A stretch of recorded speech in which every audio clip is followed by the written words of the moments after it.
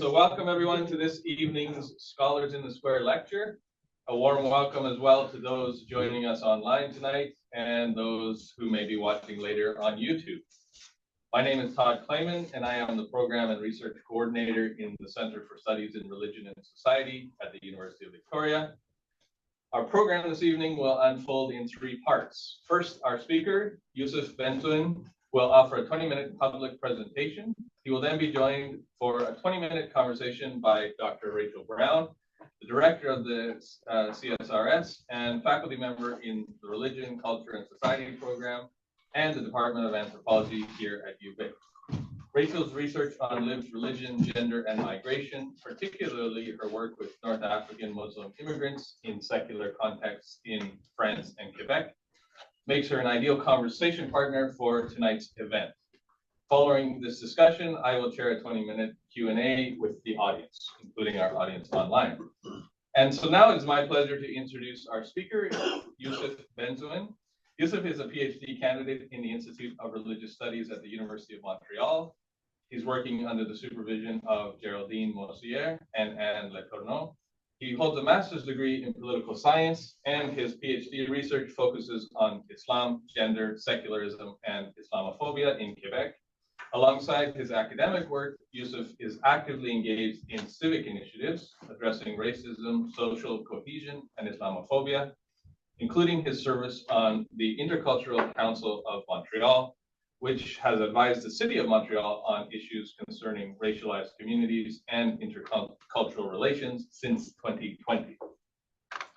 So this evening, Youssef will discuss how Muslim masculinities are shaped through movement, settlement, and everyday life in Quebec, foregrounding for us the ways identities are formed in relation to place. His topic invites reflection on how migration, belonging, and religious life unfold on lands with deep and enduring Indigenous histories, reminding us of the importance of situating contemporary social research within broader histories of land, presence, and responsibility.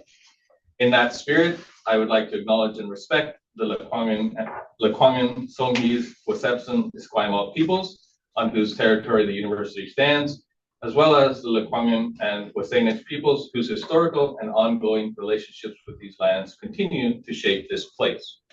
So please join me in welcoming Youssef Benzouine.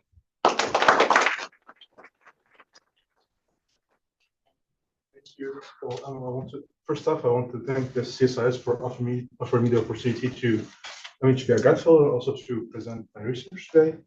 And I also want to thank the SHARC, the Social Sciences and Humanities Research Council, for funding my project. So the title of this presentation is pretty straightforward. So I'm going to talk about Muslim men in Quebec. First off, the context. I have developed an interest for this topic for various reasons. The first one is related to my personal experience. In the past several years, various events, I'm thinking about debates and reasonable accommodations, the Quebec Charter of Values, Bill 21 that was passed in 2019, have highlighted the existence of negative and stereotypical discourses of Muslims, hence the picture shown here. And these debates had an impact on me, making me question my place in Quebec. These discourses are present in both the public and private spaces. I'm thinking about the media or even within interpersonal relations. And within these discourses, the focus is more on Muslim women. However, Muslim men are also impacted by them. Indeed, Muslim men can be portrayed as problematic, conservative, violent, or even aggressive. And as if their masculinity is problematic because of Islam, as if Islam infused this problematic in the behaviors. And I found these statements to be reductionist. In fact, the Muslim men I knew around me did not fit the stereotypes. As any other group, this group is very diverse. So this gap or dissonance between what we say about these men and how they are intrigued me. I wanted to delve more into their own reality and their own sense of reality. At the same time, the research on Muslims tended to concentrate on Muslim women, as I mentioned earlier. For instance, a scholarly review of the social science research on Islam and Muslims living in Canada revealed that 21% of the research produced focuses on the experiences of Muslim women and the hijab. I think it ties to the fact that some of these women don't have visible religious signs of the hijab. And wearing the hijab makes Muslim women more visible in public space, and also a target for secular politics. On the other hand, men are understudied. For Muslim men, most of the research is going to be more on the religious practices or how they experience Islamophobia. There's not a lot of research about how they see or understand their masculinity. Thus, I started wondering, how do these men see themselves? How do they understand their masculinity? Also, considering that Islam can be perceived as a negative influence on their masculinity, I also wonder if Islam plays any role in it, in relation to how they understand their own masculinity. Also, a quick note before getting to the crux of it, I just finished my fieldwork. So I'm still going through the data, transcribing, so bear with me. So the following months are more the first insights of my research.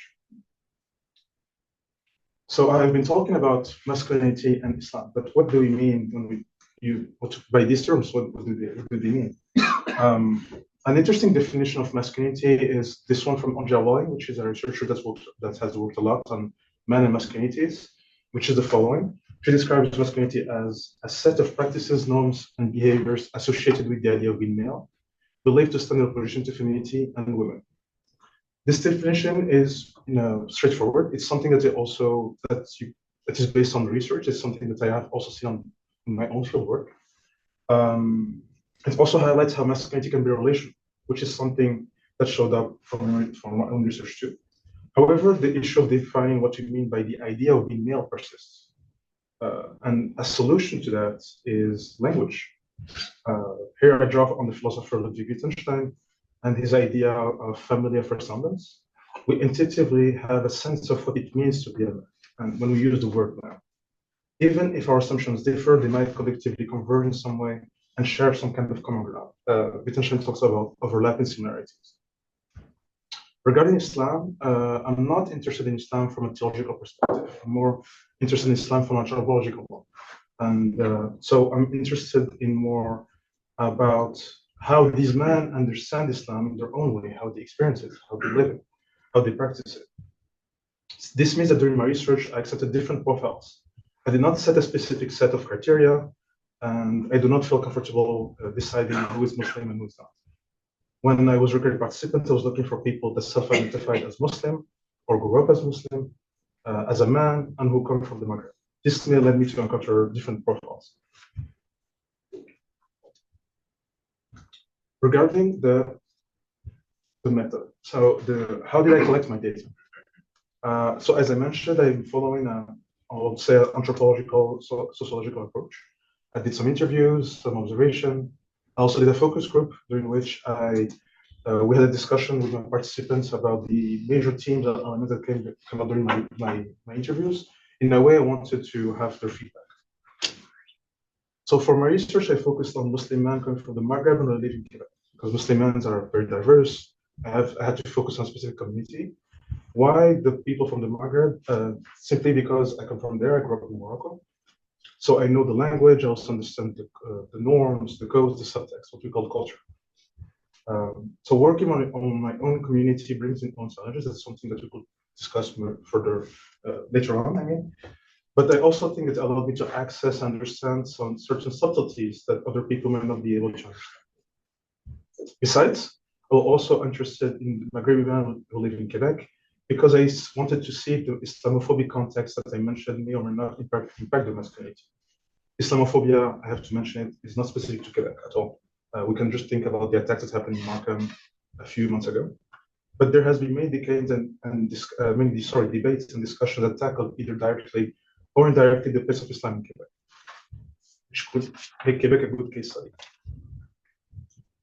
As I was mentioning earlier, I had different profiles.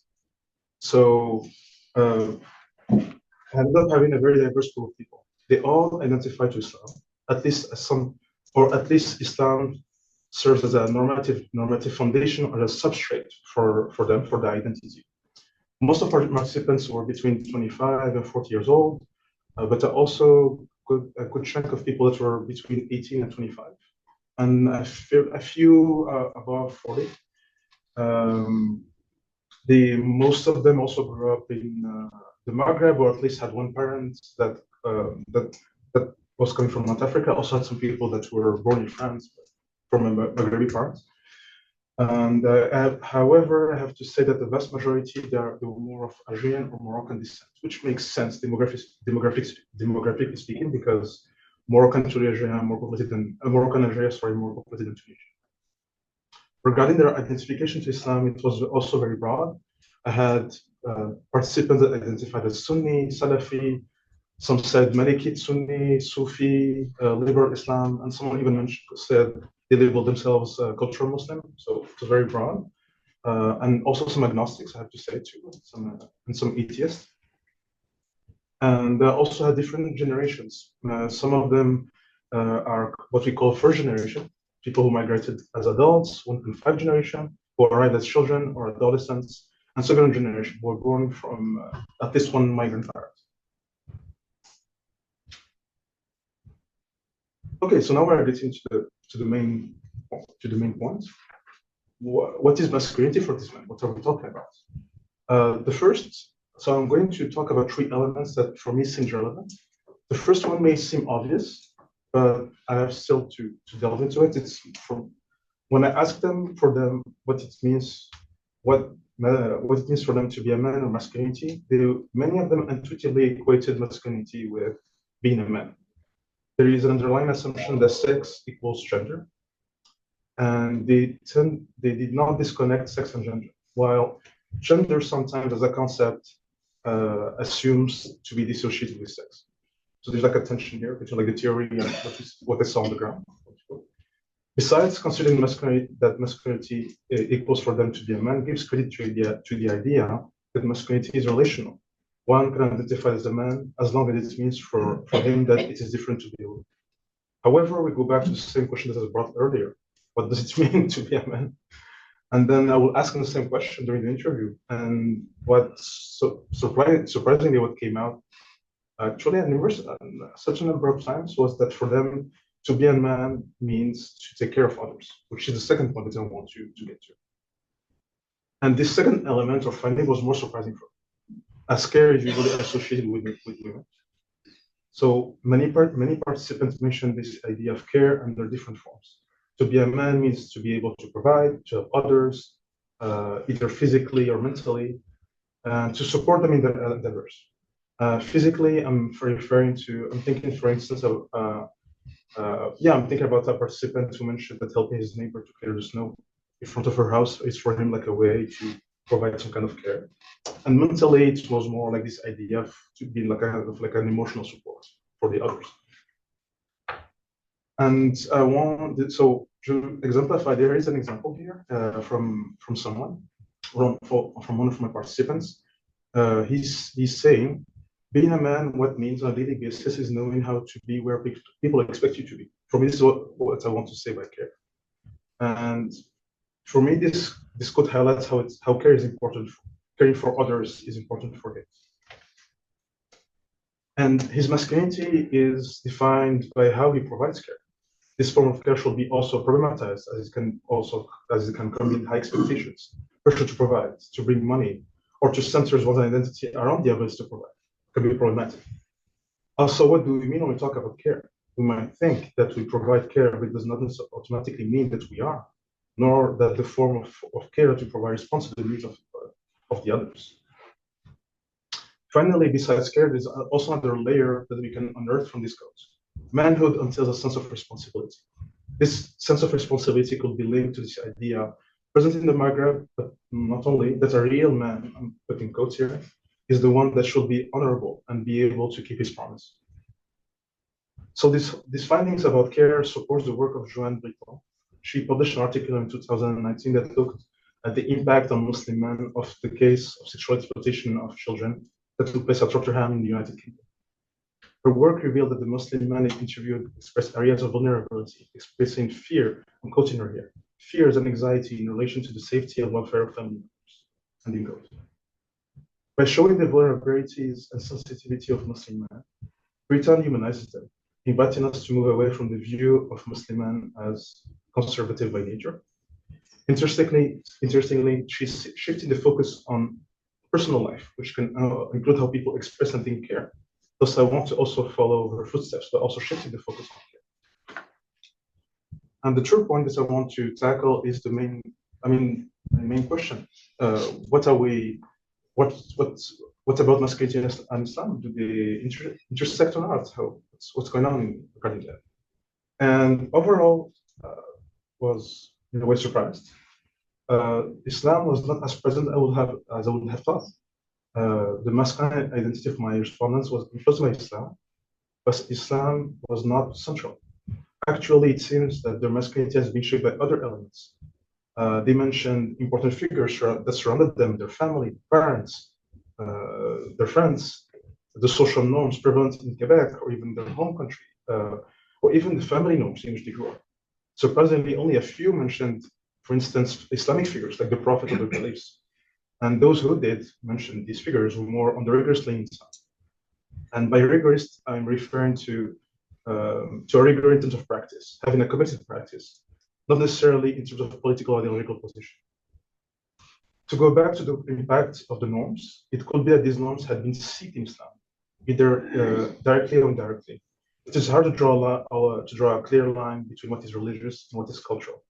Here I'm thinking about a cultural Muslim who said during the interview that, I'm quoting him, Islam is present at the cognitive level, even though it is not central to his life. So it plays a role for him, even though it's not cognitively integrating it into his life. So Islam can inform how we act in an indirect way. Actually, Islam was more central for the rigorous and not so much for the non-rigorous. For them, it was entangled with their masculinity. One example of that is the following. We were talking about masculinity with a participant, and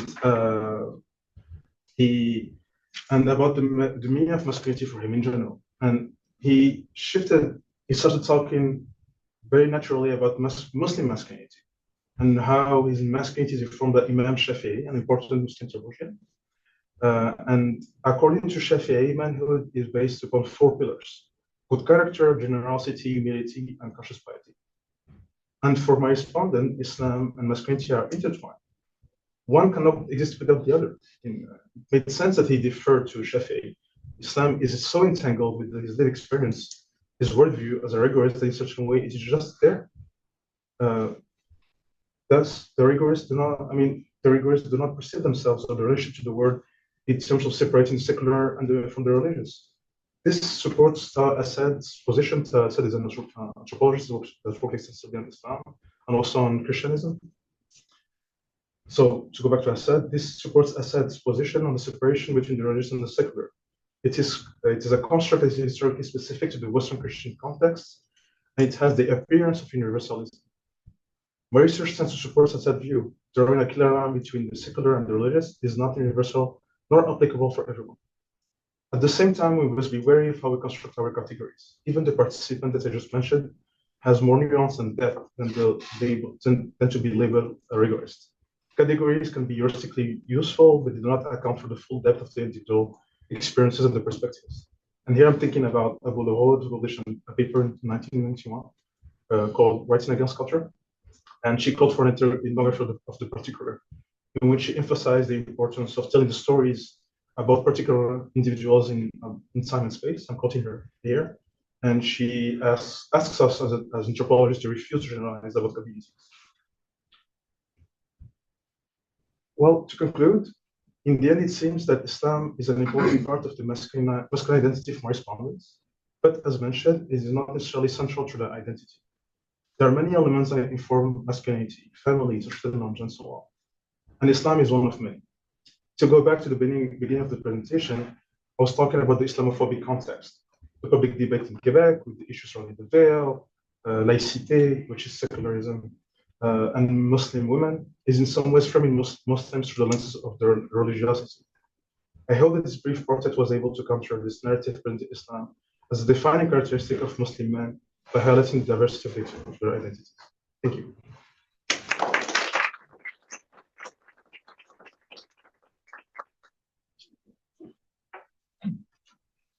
Great, thanks, Youssef.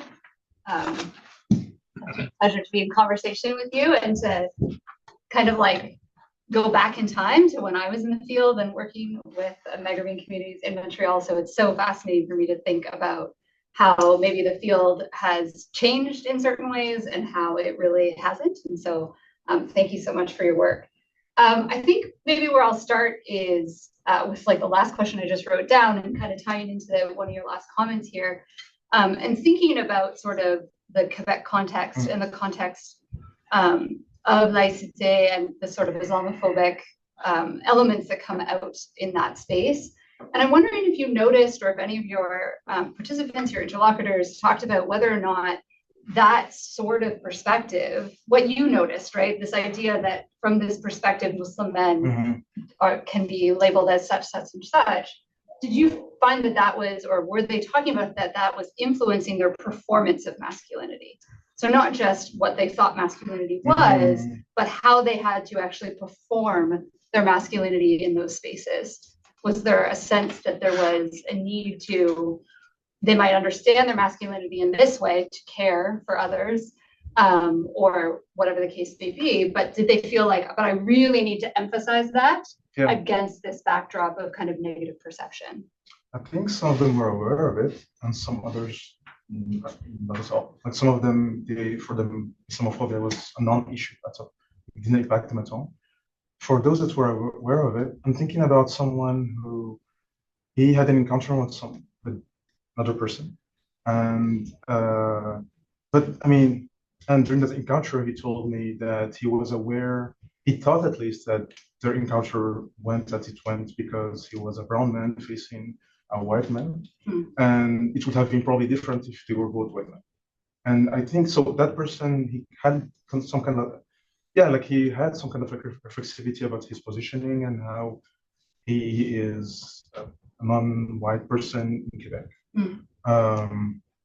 But at the same time, what was interesting with him is that for him it was, even though he was aware of it, it didn't change how he would perform. Like he was very sure about himself, about his masculinity, and what was, even though that kind of like that reality is enveloping him, for him, he didn't have to kind of like feel less of a man. Interesting. And so related to this and to the idea of like the core theme that came out for you of to be a man or to be masculine is to care, to show up, to support. And yet also you said the first point is it's kind of relational in opposition to being a woman. And I thought this was really interesting when you think about, the characteristic of care tends to be kind of associated with femininity. And yet this is what was emphasized. And so again, I'm wondering like what exactly do you ask them about masculinity, or how exactly do you frame that question? Because I'm curious as to why that's the response, why that of all things is the answer. Yeah, like the exact question that I used was the one that I was mentioning earlier. It's I will ask them, how would you define your masculinity? How would you define your masculinity? And to be or to be a man, something like I'm thinking in French, but something along those lines. So I kept it very broad on purpose, and I kind of gave them the choice to either go down to be a man path or masculinity. And yeah, like usually, not all of them, but some of them they will say like to be a man is and also masculinity. It sounds like a concept. For some of them it was appealing, like they will say masculinity is this or that.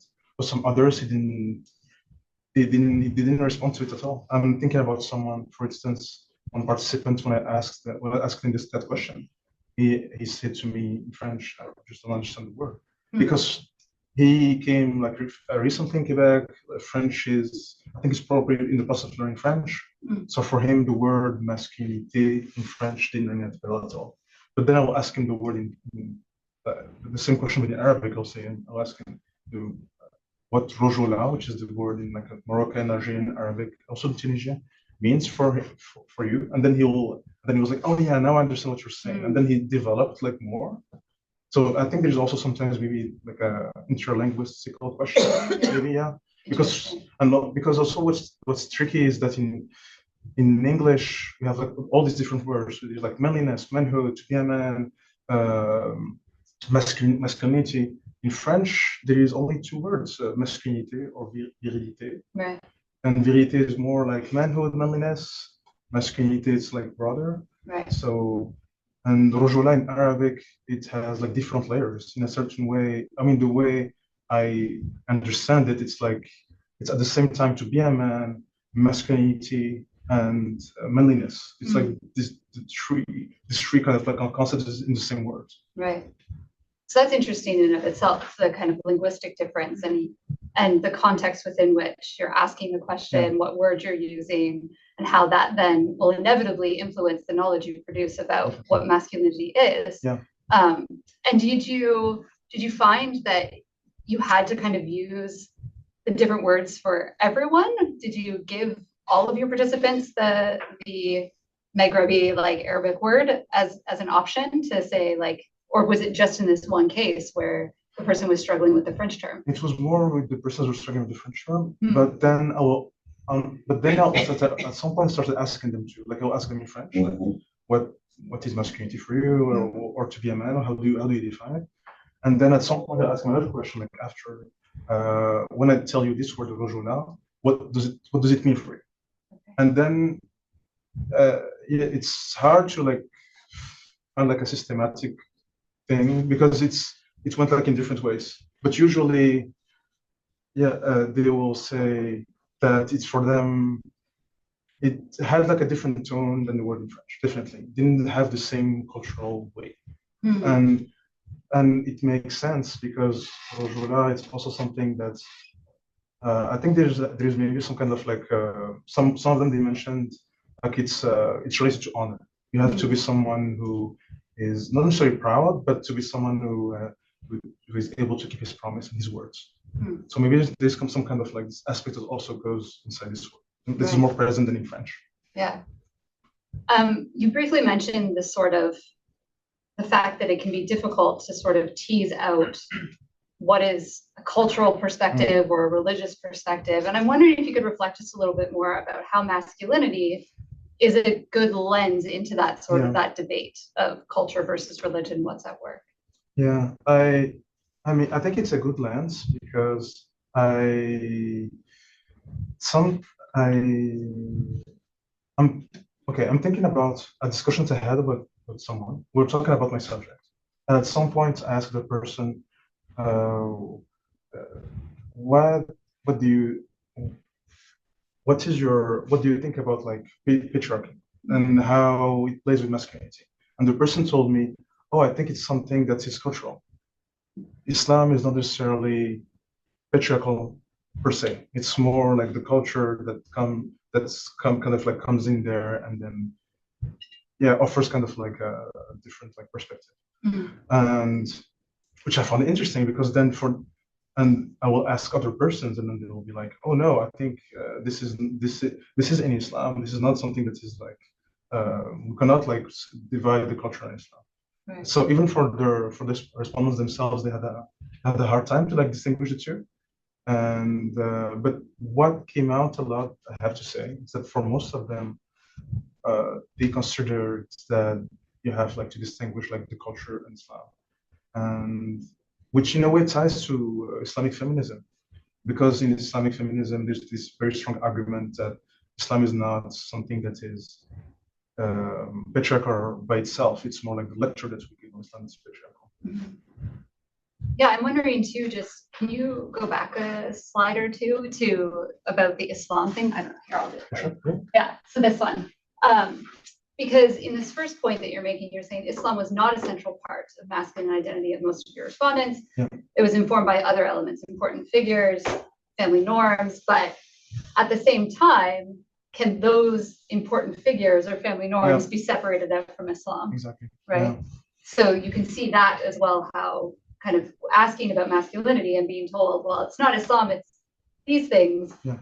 But can you really separate out a father figure or an uncle figure for whom Islam is like an important part of their identity to say that there isn't anything to do with it in that influence then, right? Yeah, I agree. And also, I agree with you. And at the same time, I'm also thinking about the context because I'm thinking about like another discussion on our sit, and at some point he told me, you know what, like my dad he comes from this specific area in Morocco and he has this specific culture. But my mom comes from like this other area and they also have a different culture. So even this within the same country, the relationship to masculinity or even to Islam is necessarily the same. Yeah. And it can be, yeah, like Islam is definitely there, like as a kind of like a background or like a backdrop, but how you connect with Islam and how you interpret it, like it depends on your family history, like on different elements. Yeah. Great. So let's ask about some of the broader context. You know, the fact that you have their identity was informed also by sort of the surrounding culture, their social circles, Quebec. So I'm wondering how much your interlocutors were aware of the sort of broader discourse of the crisis of masculinity.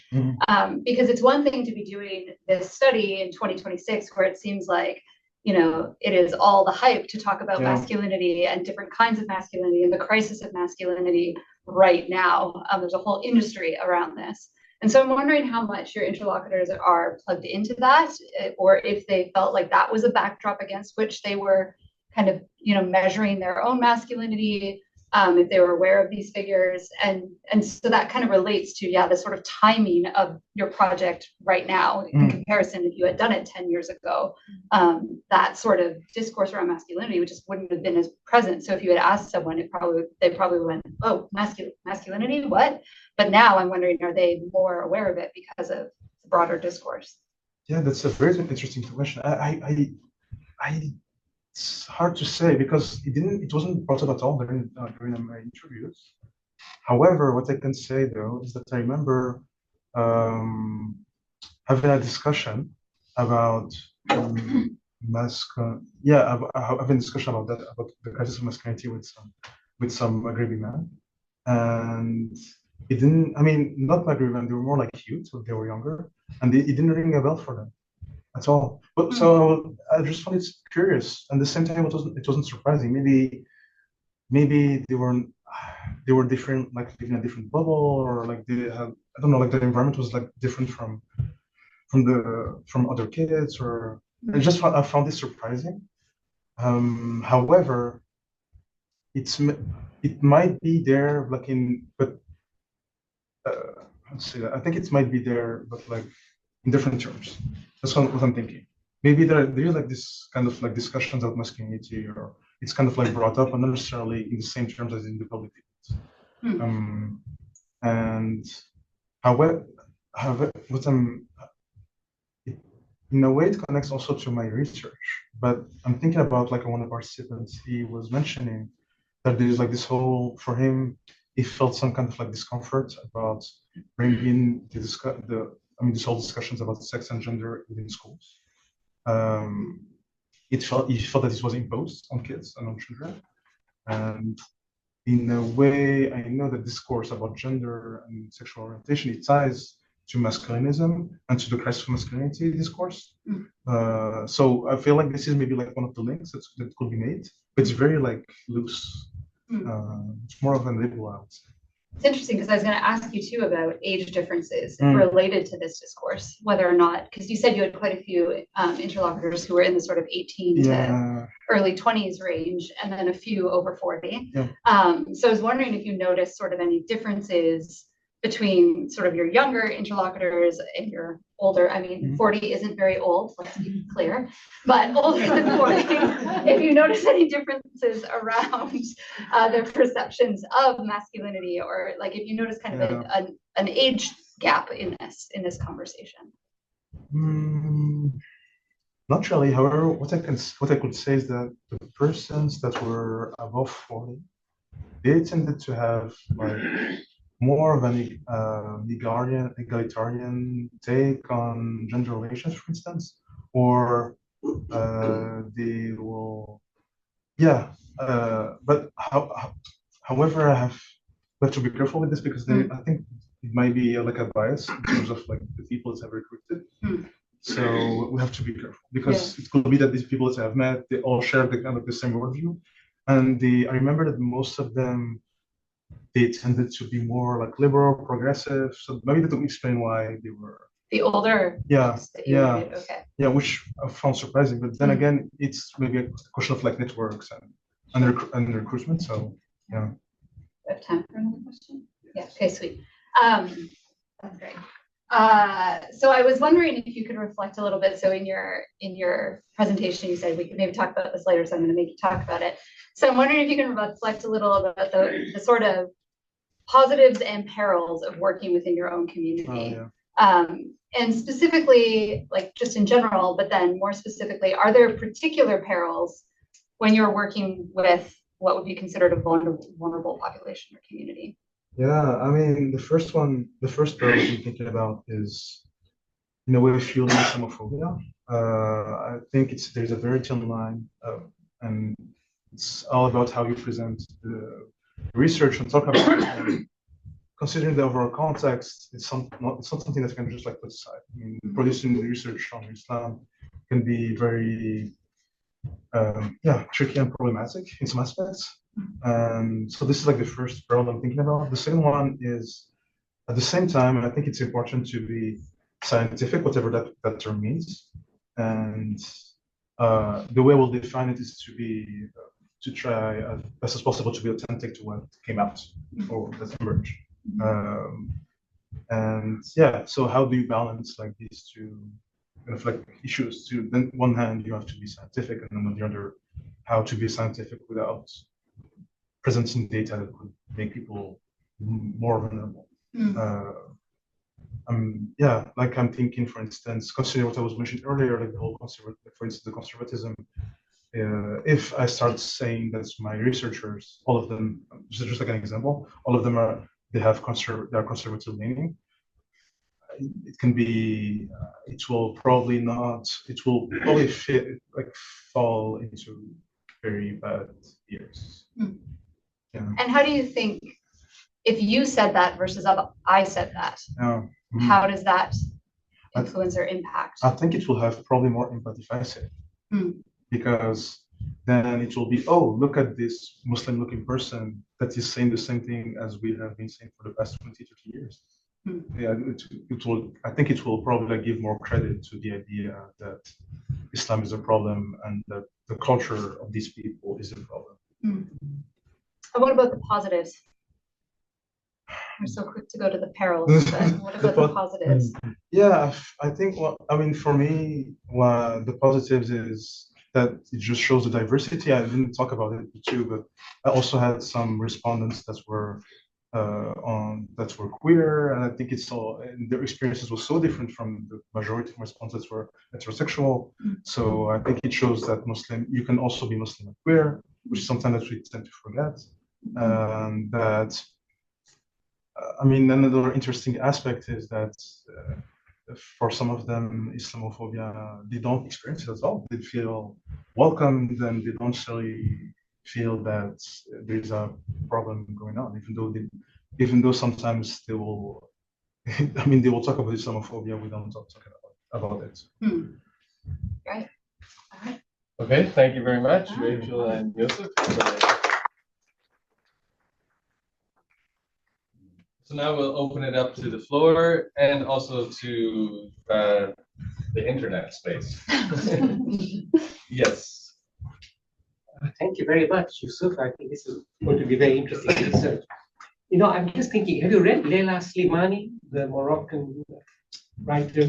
No. She had a written book on the sexual practices of Moroccan women, Leila Slimani. And what I found was, of course, she was able to get beyond the silences, and so perhaps I'm thinking that the word masculinity in Maghrebi Arabic, do you use the word muruwa, the classical? No, not really. That's interesting. Yeah. Okay, which is the classical way of manliness, but it might be a very abstract idea, and it takes away from pushing your participants. So if you were to, a simple question would be the way Leila Slimani did is, how do you women, even exercise self-pleasure or what have you, and it really opened up things. So a simple question like, what do you think about women wearing hijab? It would be very interesting the type of responses you would get, because I think that would be the dialectical nature in how they then see themselves. Or indeed, and it's very interesting on your last question about if you had a queer Muslim, what do you think about LGBTQ Muslims? Yeah. You would have a much less abstract notion of masculinity that emerges. But I think if you look at Leila Slimani, and I think it's both a novel now, and of course you have some terrific Moroccan feminists, going back to Fatima Mernissi Yeah. and what have you. So, but anyway, I just thought that it seemed like an interesting way to make it less abstract, because it could be very predictable. The way this research could be going, it would be very safe. Where is the danger here? Yeah, I mean, that's a very good point. But I mean, the danger, it was something that was more brought up during the focus group. Then I asked them more like another set of questions that were more, that maybe I think it kind of like extracted them from their zone of comfort in a certain way. Yeah, and also I didn't get through all of the data right yet. So so probably when I'll get more into the detail, I'll have like a better sense of what's going on with it. Thank you for your comments. Okay, so we're going to go to Paul and then Shubham and back to Francis. Go ahead, Paul. My question, in some sense, is a bit of a combination of Farouk and Rachel's really question, which is about the category itself of masculinity and ways around the dilemma of that the category presents. Because if I got 30 Victorian restaurant owners together in a room and I asked them, what is it like to be a capitalist? If I said, what's it like to be a business person in Victoria, they'd have tons of stories to tell me. But if I go to the macro category, that they're all capitalists of some sort, they have to sort of think, okay, well, I have to pay my staff and I have to order the meat and I have to buy the gin, and they're thinking they're living on the ground, right? And some of them, if they've maybe gone to university, they think in that macro category. And so the challenge, I think Farouk's observation is good, to kind of try to find a way, a kind of a backdoor into the experience of what it means to be a man. So ask them, what do you think about the way women dress, or what do you think about gay Muslims, or something like that? It's kind of an interesting kind of way around, because we don't normally think in these macro categories. I think even if someone asked me about my masculinity, I'd have to think, okay, I don't think, what are you up to? What are you asking for in that question? Are you asking me really how I think about women? But you're trying to trick me by asking this backdoor question. So anyway, I just wonder if when you pose the question, you found wiggly ways to get at what you're actually asking about. Yeah, and I think I found some wiggly ways to. I will, for instance, well, I didn't bring it up, but one of the questions that I asked them was, what did they think about? It's very personal, but if I felt that the moment was there and it was okay, ask them about their sexuality. Yeah, I did. I'll ask them if they had any former partners, or if chastity is something important for them, because in Islam it can be, for some people it can be like an important issue. Sure. And some of them felt comfortable sharing that space with me. Some others did not. Yeah. And I was surprised again. Yeah. Some of them, they were unfazed. So the other category that I think Rachel's question got at is the question of, when I ask you about your Islam, what role Islam plays in your life. Yeah. Again, you're just living a life, and so attributing it to their uncles and mothers and fathers and neighbors and their neighborhood, I can see why they would do that, because they think, well, I'm just a guy living a life. But then Rachel's question is really good, because it says, well, actually everybody's embedded in this complex thing called Moroccan culture or Islamic culture or Quebec culture, and everyone's sort of doing their best to live their life, right? And then you come in and you say, tell me about the way Islam affects you, and it's never even occurred to them to think of Islam as affecting them, as if it's like the rain or something. Yeah. Right. So they are just, it's more like the air. It's a feature of the air that they breathe, and so they'll attribute it to father, uncle, brother. And so it's just these aren't really criticisms, just actually one of the things that makes your project good, because you can take the Talal Asada angle and say, these answers I got from these guys show you the way these metaphors, these macro concepts are kind of embedded in their daily life. And now you get to use the data of their stories to show how that works. Yeah, and also sometimes for them it was like non-present. They will tell me Islam is just not there at all. Yeah. For them it's just something else. They don't. consider that Islam plays any role in how they define themselves. And I feel like in a way it gives credit to the whole research on, yeah, like I'm thinking about the field on men and masculinities, because the focus is a lot, I mean, that field, the focus is a lot on how masculinity is constructed, obviously. And what I think it's not surprising that kind of like gender comes before religion in such a way. So that the whole focus about the identity is more on gender by itself, and then religion is like not there at all. Yeah. And yet they all identified as Muslim men. Yeah, up to a certain extent. But some of them, they want to say that they consider themselves like Muslims. They'll be like, oh, I'm not sure. Yeah. Okay, let's hear from Shul. Thank you so much, Youssef. Continuing the same train of thought, I would say, as you said, maybe Islamic ideas or concepts are not the central feature in defining masculinity. But I'm wondering if you came across how much religious practices or gendered sacred spaces when they perform rituals, for example, shaping their masculinity or appearances or even their presentations. What do I mean by that? When we say women in hijab, it's, as you said in the beginning, that they are visible. But men, as you shown us in the picture, the caricaturing of Muslim men is happening. So if that is affecting their presentation, and that's a very good question. When I started the interviews in the beginning, I was asking them questions about that, like how if they, like, for instance, I'll ask them, do you wear like traditional clothes, or if you have a beard, why do you have a beard? Is it like for religious reasons? And surprisingly, it wasn't important. Not really. It was important for the rigorists, but not for the others. Interesting. Yeah, like for most of them, it was kind of like a non-issue. Yeah. Francis? Yeah, I was wondering about the view of the rigorists and of the Salafists and so on. And I was thinking, I know that if you were to do the same study among Jewish communities, Orthodox, quote unquote, Haredi communities would say that my masculinity is defined by the Torah. Mm-hmm. And we have, and men have very different practices from women in all sorts of ways. They might say that in some respects, I mean, that would be cagey, but men are superior to women or have attitudes that women don't have.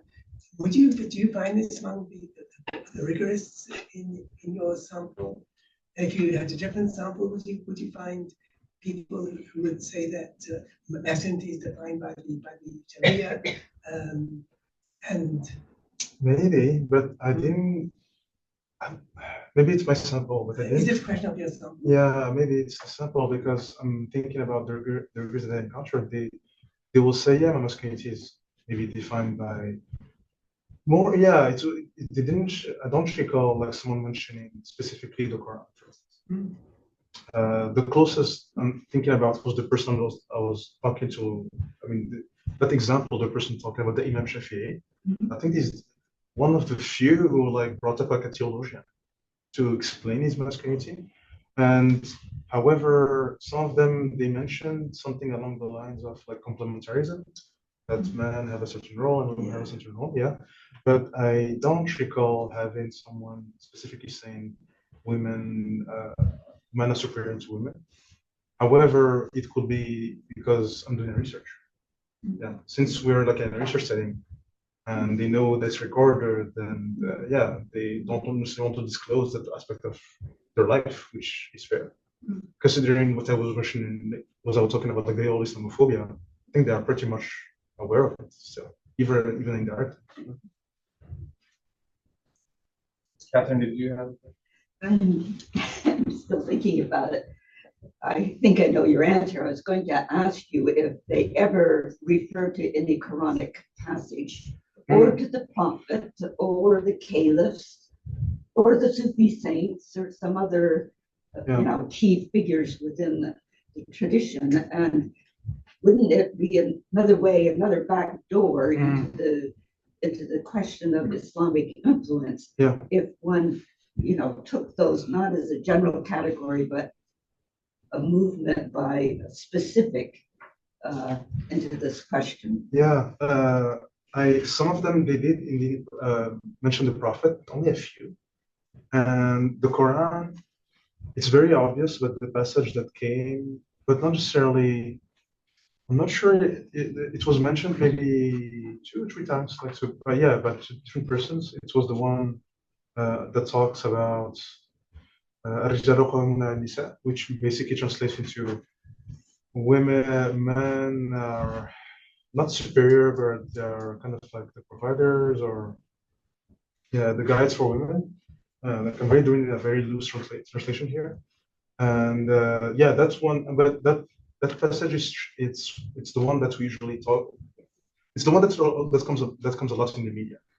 So it's a very like well-known passage in the Quran, and also there's this whole notion of qawama in Arabic, which kind of like could be translated to governance, or to be kind of like a leader, or to be the forefront. Guardianship. Guardianship, thank you. Yeah, it's guardianship. Yeah, and it can either be used to say. And what was interesting is that some of them, when they were talking about that specific passage, some of them mentioned that there is going to be a lecture that will put the emphasis on how men are superior to women and how they don't agree with that. And the more that women and men have different roles, but they're more there to complement each other. But not necessarily as one is like there's not for them there's not necessarily like a hierarchy between that. And I don't recall specific someone using that passage to say men are superior to women. But again, maybe it's because, as I was just saying to Francis, maybe it's because the interview context. Yeah. So how politicized were your informants? Did they ever link Islamophobia to problems of masculinity, or was it more a question that they were protecting the image of women vis-a-vis wearing the hijab against the larger cultural critique of that? Or did they feel that they were experiencing negative societal negativity against them as Muslim men? I feel like it's more of the first 3 options. The 4th one, not really. Maybe like a few, but yeah, like 3 first options more. And however, some of them, I have to say, some of them they were aware of Islamophobia, and some of them even mentioned and shared Islamophobic experiences, or they hinted that they had Islamophobic experiences and they didn't want to talk about them because for whatever reason it's okay. And so I think it's like as you just said, like they are aware that there's like a context, they are aware that Islam tend to be not all the time, but lots like described in a very negative way. And that also Muslim women, they are impacted by that. So they are aware of it, definitely. Okay, so we have a line of questions here and not a lot of time left. We have 3 in the room and 1 on Zoom. This covered some of the Okay, and so the 1 on Zoom has been resolved, hopefully. So let's go over here, and then we'll go to Butra and then Paige, and that may wrap it up. Go ahead. Yeah, so thanks, Youssef. I think I just wanted to agree with what you were saying, which is that the concept of qawam is so difficult and complex to explain that even just for the sake of convenience, guardianship itself, I think there's like thousands and thousands of books written on the setting qawam, and I think taking a very simplistic understanding of it as guardianship is incredibly problematic, even in this purpose of this room.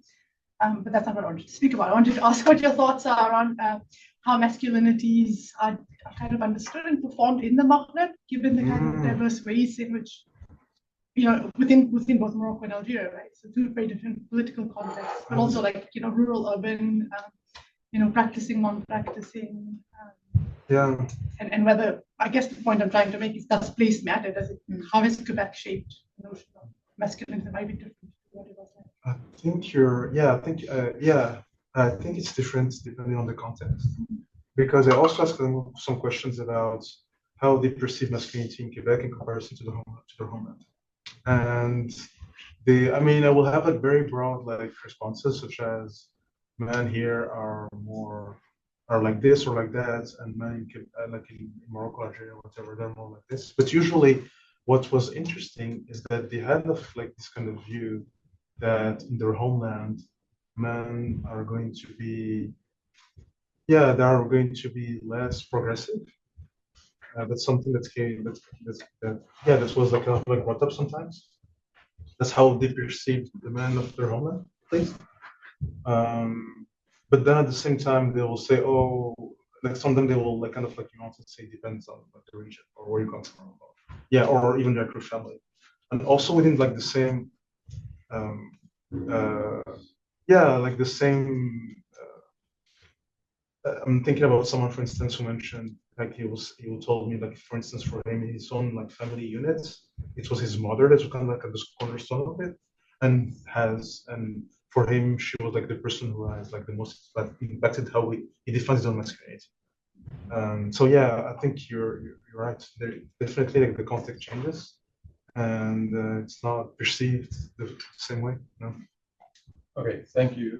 So we have two questions left. So Youssef, just keep in mind Yeah. that we're near the end, and also you know these two people, so you'll see them all week next week. So I'll Bushra, try go to make ahead. it very short. Thank Yeah. you so much, Youssef. Actually, what you just said with the mother figure defining some sort of masculinity, it ties into my question about like how far is it interesting also to look at sort of like a female perspective as a complementing aspect to you know, those self-perceptions, because that ties into the performative versus perceived aspect of masculinity and this idea of, I mean, there's a polarity and it's kind of like it's not shaped or constructed in a vacuum, but more in conversation with sort of like the other gender, right? And I think there's a very interesting book, I'm sure you might know it, it's Shema Mbarek, Halal Sex, and she's portrayed actually 6